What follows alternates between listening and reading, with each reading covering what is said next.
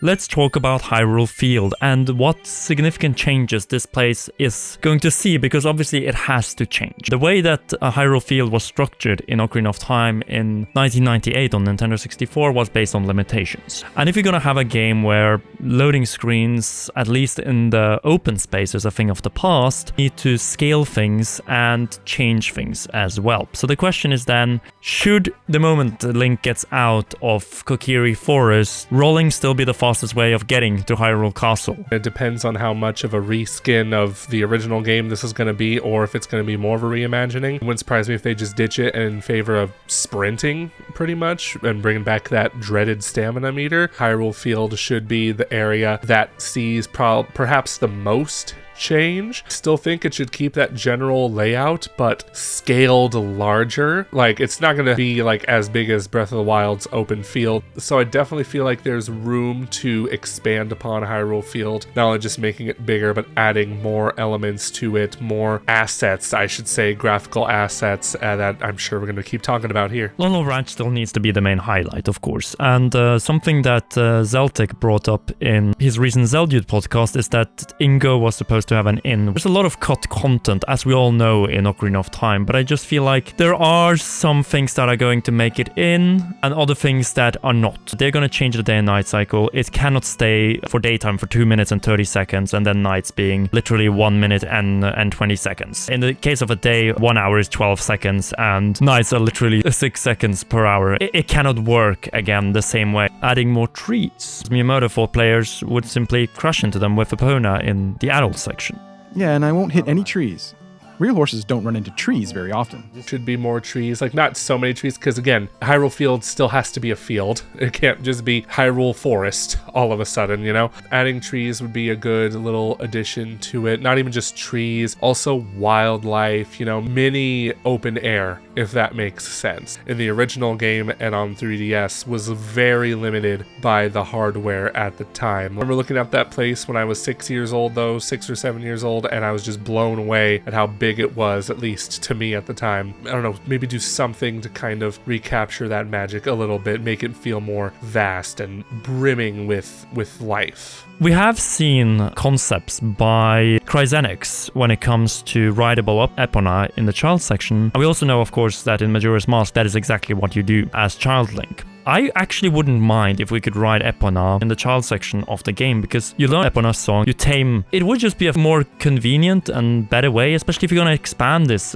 field. I think it could be very welcome. I don't think we're going to see any horseback combat in the child section, because of course you only have your slingshot, the sword doesn't have enough reach, and also the shield is a wooden one. So, and defending with the hiding shield, you can't really do that when you're a child. You can only hide away from attacks from above. And it could be even more exciting, I feel like, if the grottos are not the only thing there outside of Lone Wolf Ranch. The grottos will need it to change. Maybe they could turn them into proper caves, small mini dungeons per se, instead of that one room where you have some strange thing happening and then get that thing and get up and back into Hyrule Field. Mini shrines per se. I know we love to talk about the shrines in Breath and Tears. Not exactly like those, of course, but, you know, make them more challenging, make them more exciting, because, you know, by today's standards, they are kind of dull, very easy to just finish quickly. Metroid Prime 4 kind of had grottos, if that makes sense. They're more like grottos than shrines, I should say. There wasn't very many of them, though, but I do think they were more exciting than the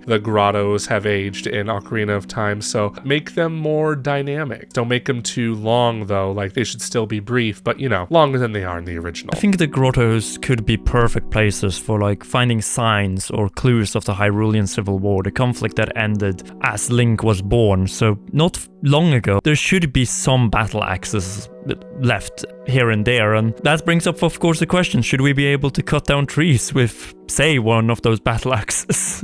I feel like there's got to be an incentive to cut down those trees, though. The incentive in Breath of the Wild was to, you know, craft things, make campfire, stuff like that. But change day and night cycle, there would be an incentive to change the time of day. We have the Sun Song. It's just fun interaction. It's just like, you know, with the Peahat, it's like, it's there. So the question is, could they actually, evolve this thing to being more of a proper overworld mini-boss like we've seen with Breath of the Wild and Tears of the Kingdom? The OG 3D Zelda overworld boss.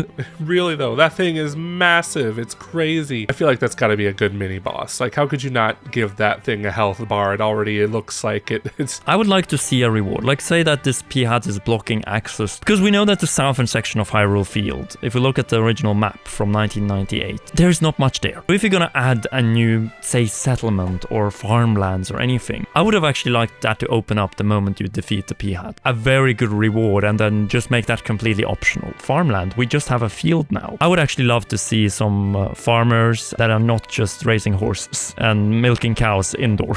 There's literally nothing there. There are just trees. There's no real reason to go there because you defeat the Peahat around there and that's it. So that's why you end up going to Lake Hylia instead, which is part of the game design. But in the child section, you don't really need to go to Lake Hylia. It's more of a place that, sure, you can try the fishing hole and everything, but you can't really take advantage of it properly until you're an adult anyway. And Lake Hylia itself has the same problem as Hyrule Field. It is such an empty space. Hyrule Field has these kind of constructions, like these elevated terraces. When you go from Kokiri Forest and meet Kaepora Gaebora, there's just so much more that can be done with this massive, vast space. There's a lot to discuss here, but I want to know, are they going to keep the PNG shark? I love the PNG shark. That's my favorite. I think there's two ways they can go about this. Both would be extremely funny. They make it look super realistic, like more realistic than anything else in the entire game. Or it's just a still image. Or they just keep it the exact same how it looked in the Nintendo 64 version. That would actually be hilarious if they did that. I think that is also a way of saying, hey, we didn't change everything, visually at least.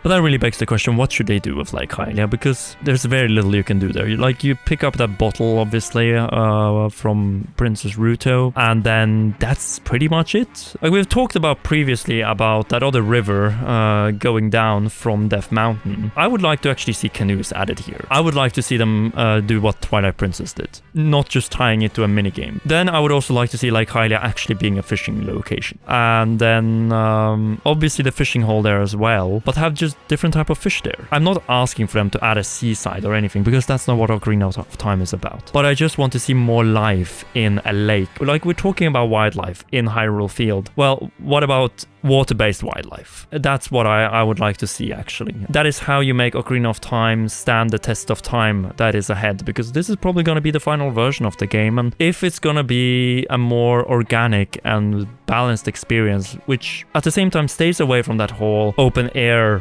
concept, I think those are good compromises. And it's a way of modernizing the game to not feel dated 10, 15, 20 years from now. But one thing we have in Lake Hylia is obviously shooting that sun and getting the fire arrows. They are completely optional, obviously, in Ocarina of Time, but we know of a place that remains frozen even after you complete the water temple, namely Zora's Domain. Here is a perfect way of unfreezing it. Make it happen. Add some more of those Breath of the Wild elements with the fire. Not even just melting Zora's Domain, or maybe, man, the ice cavern would probably be invincible though. I'm not sure about that. But maybe set fire to Hyrule Field, why don't you? Go crazy. Who cares at this point? Just burn it all down before Ganondorf does, Link. Do it. There's just so many possibilities, and just doing it one-to-one, it just shows what a waste of potential it would be if that's the case. But of course, that is what Ocarina of Time is at the end of the day, and whether we're gonna end up with positive changes like what we have brought up to make us spend more time in these places, because that's really what it comes down to, or just maintaining that going from place to place, because obviously the highlight of Ocarina of Time are the dungeons.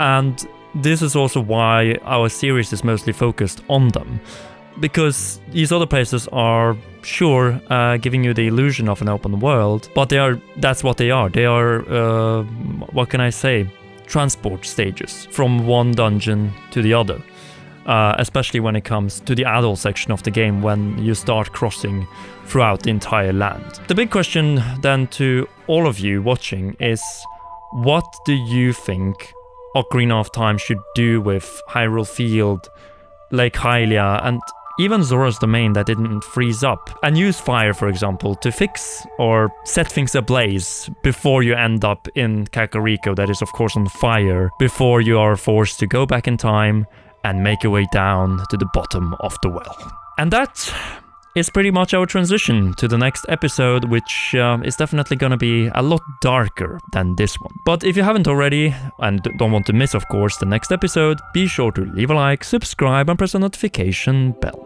Last but not least, a big thanks to you for watching and to all our patreon.com/commonrealm patrons, with special shoutouts to our heroes, Cheryl, Garrett Hoy, Holly Wolf and Kintaro. You rock, and please enjoy these awesome videos.